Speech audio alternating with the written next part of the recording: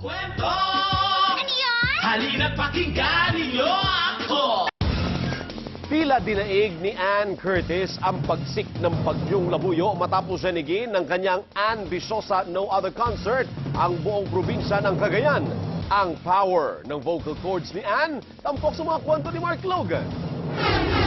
Pansamantalang nagtago ang araw sa perennial mainit na Tuguegarao, pero hot pa rin ang mga utaw sa boses na nagpataas sa typhoon signal.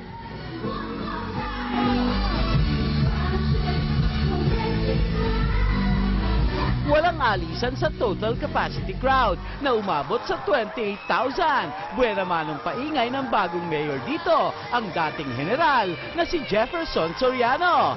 Sir, former dancer.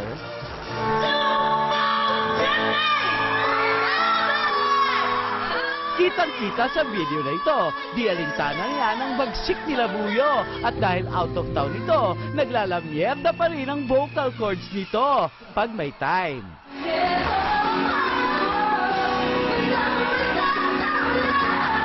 Nag-iwan ng sanlaksang kaligayahan ng isang Ann Curtis sa buong Cagayan na ayon sa mga taga rito ay tunay na idolo.